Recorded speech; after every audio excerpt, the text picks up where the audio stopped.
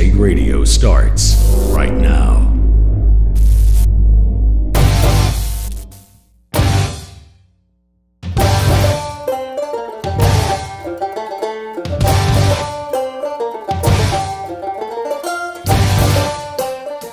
Listening to Houston Real Estate Radio. We're broadcasting in the fourth largest real estate market in the country here in the Houston area. Each week we bring you industry news and information you can use when you have your next real estate transaction.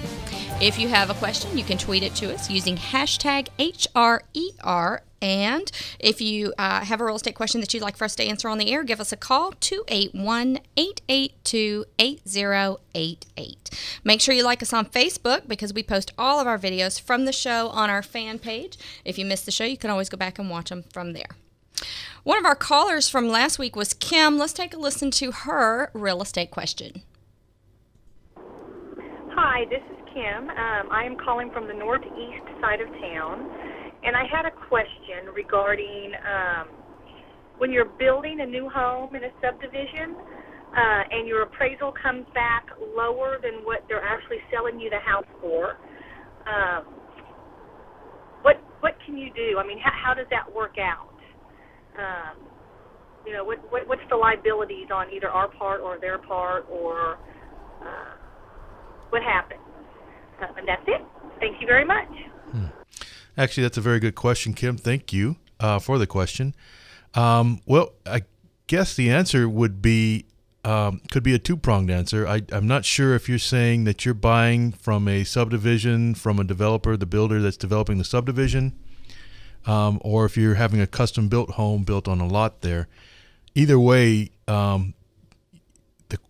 the answer is a little complicated because the builder's contract might be different. It's probably different from the TREC contract that's promulgated by the Texas Real Estate Commission for use by realtors.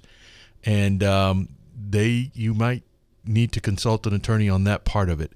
As for the appraisal, most lenders have an independent appeal process where the appraisal can be appealed to see if the appraisal's out of order.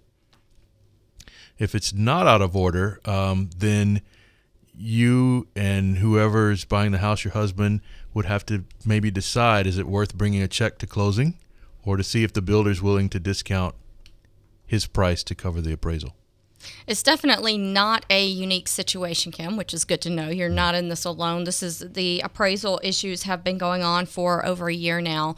If you go back on HoustonRealEstateRadio.com, you can actually see a 1-hour segment we did with Mike Brubaker all about appraisals, the appraisal process, and it had a lot of really great information. So I definitely recommend you go back and listen to that show.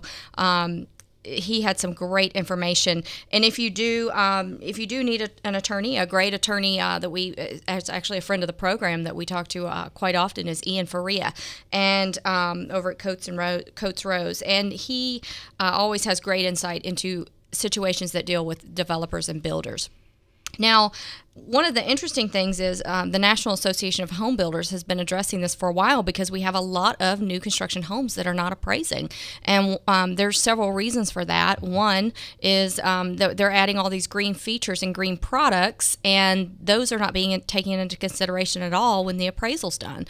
Also, you've got areas where all of the building materials have escalated in price, and then you have places where land values have dropped. So there are a lot of different things going on that can cause appraisal issues. I talked with a local Houston builder last week, actually, who had an appraisal come in about $150,000 short, and that's a lot. And one of the issues was the builder went back and talked to the appraiser, and the appraiser, one of the issues was the appraiser just didn't have enough comps to go on.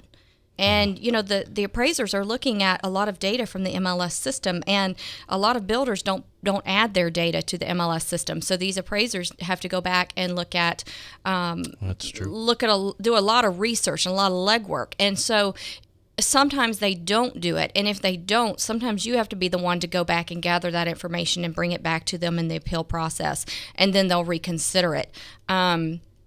a lot of them are willing to reconsider when they have new data.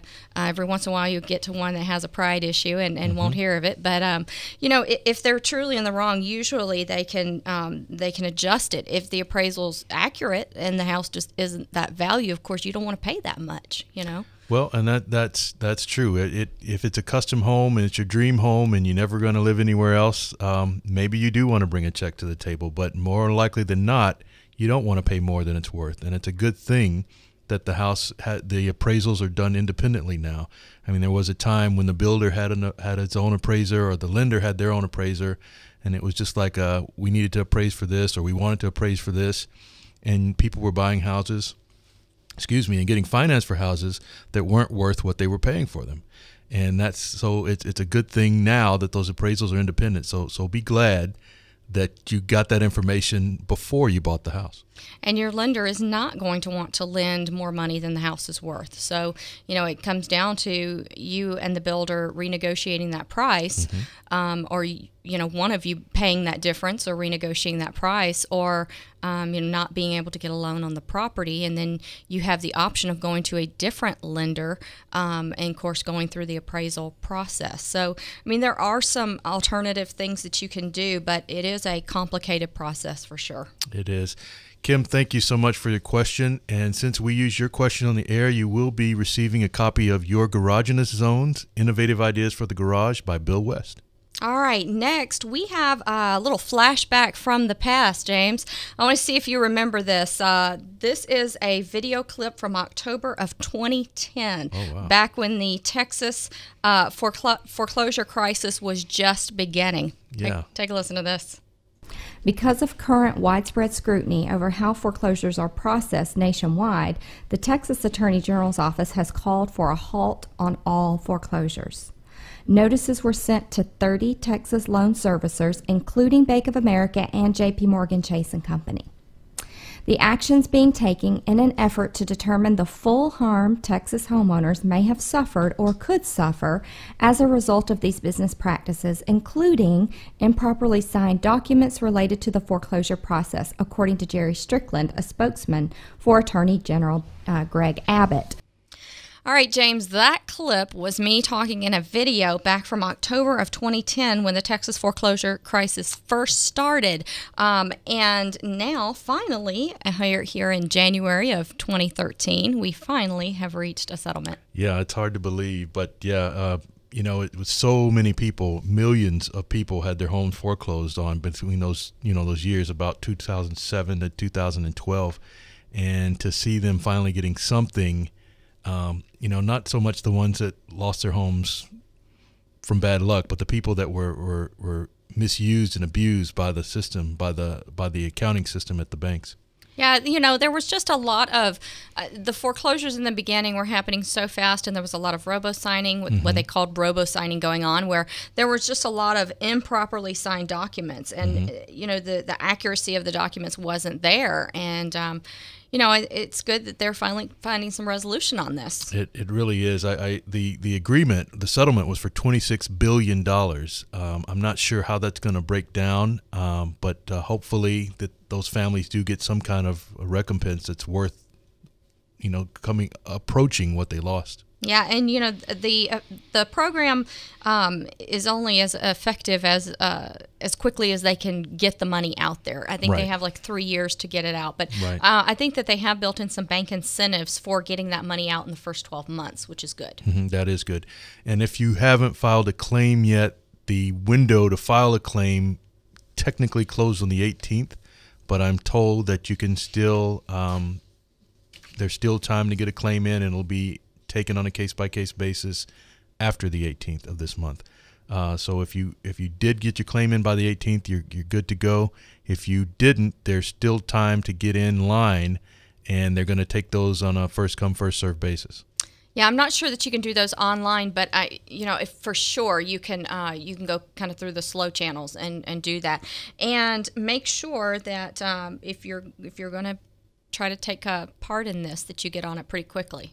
Absolutely. The website is nationalmortgagesettlement.com. Yeah, and even if you just Google foreclosure settlement, you can read a lot of information on it. Mm-hmm. There's a lot of information out there. All right, I'm Shannon Register. I'm James Brown. And you're listening to Houston Real Estate Radio. Join us here next Sunday at 1 p.m. We'll have David Ellis joining us from Texas A&M University, and he's going to discuss some transportation issues. I know this is a real estate show, but, it's very important that you get from your home to wherever you're going in a nice, speedy pace. That's right. That's right. So David's going to be joining us next week, coming in from College Station. Thanks for listening. We appreciate you listening to Houston Real Estate Radio, and you can always find out more at HoustonRealEstateRadio.com.